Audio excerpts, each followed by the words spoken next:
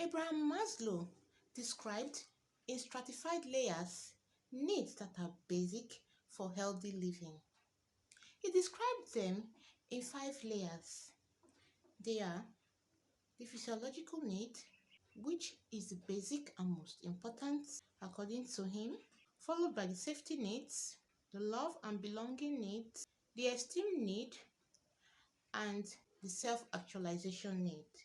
As a nurse, it is a responsibility to help clients or patients to meet those basic needs that they cannot carry out for themselves.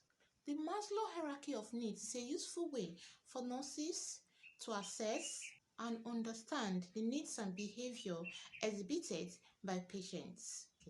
Hello everyone, you're welcome back to my channel, The Nice Not Scares, where we discuss everything, nothing.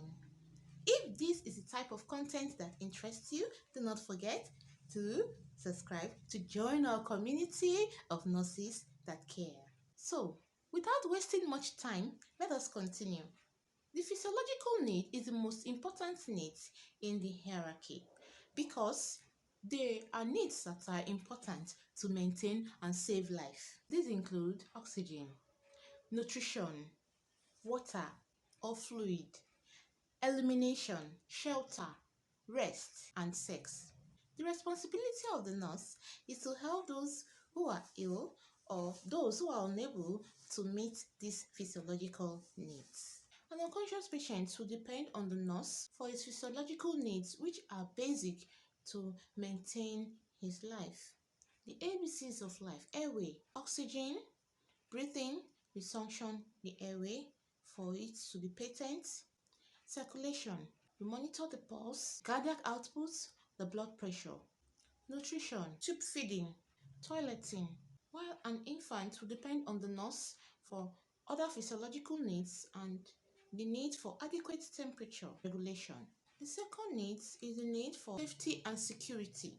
You eliminate from the environment factors that can threaten the body or the life of a patient. This entails prevention of injury by the use of side rays, provide call lights, maintain good hand hygiene before and after patients' contact, isolate infectious patients, suicide precaution, fall precautions, foster a climate of trust and safety. Use therapeutic communication. A patient or client that is going for surgery may have psychological fears. So as a nurse, you allay those fears by building a relationship of trust and safety. Give patients education or health education that will help patients or clients to modify his risky lifestyle that can lead to stroke or heart disease. The third need is the need for love and belonging. People generally need to feel that they are loved by their family and accepted by their friends and other citizens of the community. If a patient or a client needs for love and belonging are not met, it manifests like a person who is responding to stress. If these needs persist for a long time without being met, it may manifest with behavioral changes like withdrawal, overcommitment to job, or increased absenteeism from work. As a nurse, it is your responsibility to establish opportunities for patients and relations or friends to interact so that love and belonging needs could be met. You foster supportive relationships. Be an active listener.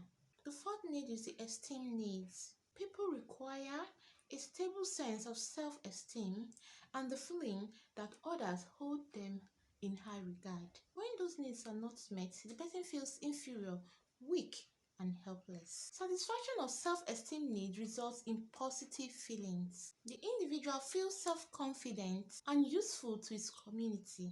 Factors that can threaten the self-esteem needs are when there is a change in body image, like when there is an amputation or severe burns, a change in physical appearance or body image can result in low self-esteem. But it is the responsibility of the nurse to respect this client or patient as an individual so as to restore maintain self-esteem. The self-actualization needs. This is considered the highest level of need according to Maslow hierarchy of needs. It is assumed that all lower levels of the needs has been met before the self-actualization needs. But in reality, this may not be true because the satisfaction of a certain level of needs is dependent on a number of variables like culture, beliefs, and environmental factors. Self-actualized people, according to Maslow, are independent-minded. They are able to assume and complete multiple tasks. They are not totally dependent upon other people's opinion about quality of work or problem-solving method. Though they may experience failures, but they can deal with it realistically.